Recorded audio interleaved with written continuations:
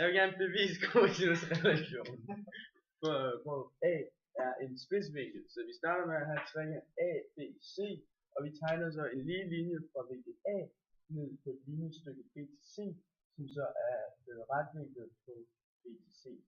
Dernede får vi så punkt D, og vi får højden, som vi kalder H. Så kosinusrelationen siger CN er lige BN plus AN minus 2AB gange kosinus C. Så vi starter med at sige, hvordan kan vi finde CN.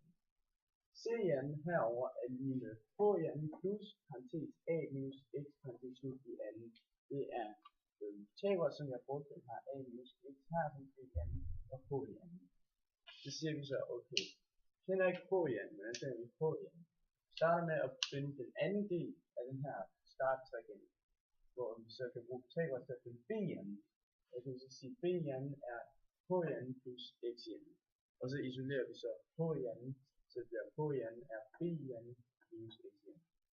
Så kan vi så putte det ind i vores foregående tabersform, så vi får formen CN er lige med BN minus XN, så jeg putter ind i stedet for HN, plus, og nu har vi så udvidet parentesen, hvor vi så får begge produkter i anden, plus minus det dobbelte produkt. Det vil sige, at vi får AN plus XN minus 2AX, fordi det står minus. Nu skal vi så finde, hvad vi ikke kender. Vi kender ikke x herovre. Vi starter med at sige, okay, hvordan kan vi forkorte den her sætning? Vi har minus xn og plus xn, så det bliver slettet. Og så er jeg allerede nede ved, hvor vi skal finde x herovre. Og så siger vi så, hvordan finder vi x? Vi har x, som er det her linjestykke. Og det finder vi så ved at bruge cosinus. Cosinus er den hosliggende katete i hypotenusen.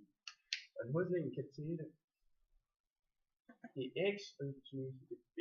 Så vi skal finde x, isolerer vi så x, og det bliver så cosinus til c gange b, og det bliver x, og så kan vi så putte det ind i vores form hernede. Så det bliver cn er lige bn plus an minus 2ab gange cosinus til c. Og så skal vi så over til del 2,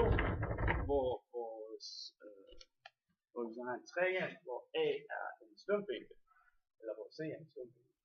Der har vi så tegnet en højde fra A ned til linjestykket, hvis vi har fortsat B til C. Og så den her højde, som vi har tegnet fra A, den er så retvinklet på linjestykket B til B, som er det fortsatte linjestykke fra B til C. Det her stykke kalder vi så X, og højden kalder vi H igen. Så starter vi med at sige, vi finder CN igen.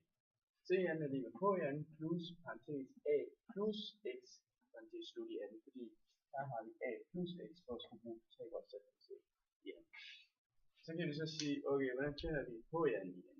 Denne gang siger vi så, BN er lige med HN plus XN.